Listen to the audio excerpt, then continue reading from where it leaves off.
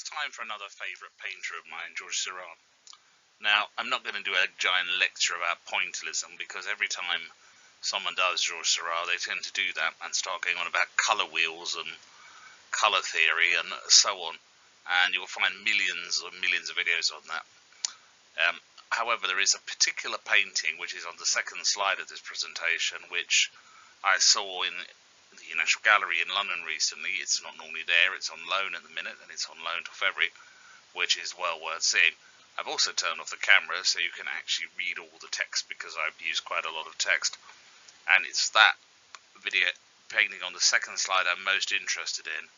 I will touch briefly on some of his other paintings. I'm well aware of his other paintings, and two particular paintings which were of monumental significance in the late 19th century, but this painting in real life on the second slide is far more impressive than it may look in reproductions. So let's get to it. This is Chahut. It's a neo-impressionist painting created between 1889 and 1890, right at the end of George Seurat's life. He died in 1891. It depicts a troupe of dancers performing the Chahut, a high-kicking dance popular in Parisian nightclubs. Now, unfortunately, I can't get the scale of it onto the slide, but in real life, it's rather huge, and it dominates the room it's in, and you have to stand back a long, long way to get the whole impact.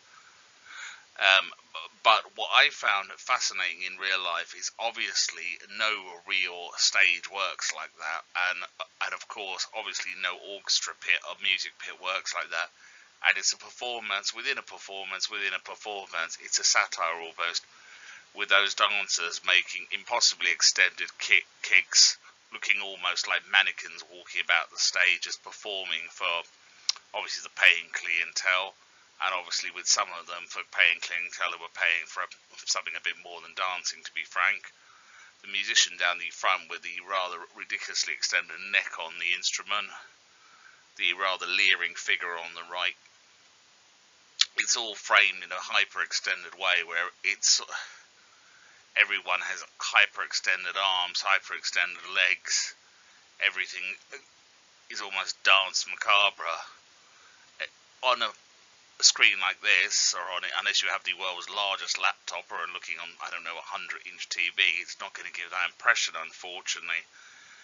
It's on loan, as I say, to the National Gallery, where if you go and look at it, you'll get a rather different impression, where since it's a huge canvas in real life, it forms a very, very different impression, and you'll get a very different feel for it by looking at it that way.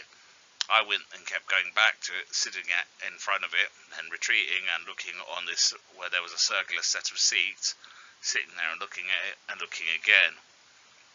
But I'll skip to the next slide, where we'll compare it to the two normal paintings that always come up with Seurat. And the first of those is the Baie des Anciens. This always comes up because it was a controversial painting showing people from working class backgrounds enjoying themselves, having a swim in the old river there, taking their clothes off, lying down, having some time off.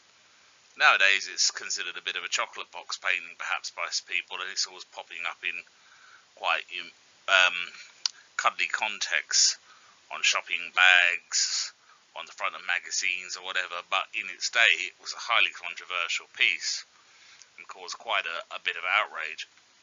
It wasn't quite the cuddly piece of painting we think of it as now, showing how context changes very, very quickly and mutates the image for the viewer. It's not really that old if you think of it in real terms. It's 140 years old, 2 human lifetimes. It's often paired with its brother here on the next slide, which we'll go to, a Sunday afternoon on the island of Le Grand Château, where you have all these people standing, sort of enjoying themselves again. Notice how they're all curiously isolated, though, from each other almost, and curiously formalised. Some suggestion is that Seurat wanted to mirror the figures you see on the Parthenon to some extent, and was suggesting types as much as individuals. And you can get all sorts of meanings and out of all the little clues of the paintings. That monkey down there belonging to the woman can suggest all sorts of things about her occupation. She may or may not be a mistress. The guy down at the left, of course, may be of a slightly different social class than some of the others. The dog wandering about, kids and so on. But I've seen a Sunday Afternoon on the island of Le Grand Château, and it is a marvellous painting. It's a fantastic work, but I'd never seen Chahut in real life, and to me it was a far more impressive work, mainly because the scale of the canvas and the scathing satire on late 19th century Paris and essentially the capitalist sort of world of that it was having a go at. Everything is hyper compressed in the painting, hyper unreal, and everything looks almost dance of death. As I say, there's almost a dance of death quality about that painting. I don't know if Seurat knew he was dying or was aware he was unwell. I wouldn't want to engage in that sort of push that too far, because many times artists who died young have no idea of that. They just did die, and it's possible to start engaging in urban myths about it, but it certainly has an air of the funereal and sort of tragic about it, and of a society that's also funereal and tragic, as that society would in many ways cease to exist within a few decades. And just to show the hypocrisy of that society before I end this, because I only want to make this a short piece, this is another fairly famous painting by Seurat, young woman powdering herself. But what many people don't realise, who are familiar with this painting, is the young woman shown, it was Seurat's partner, Madeleine Nobloch, who was an artist model.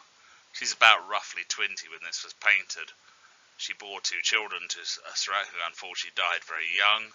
She herself died at age 35 or so, and is of course now long forgotten, because of course she was just an artist model and Seurat was of course the artist.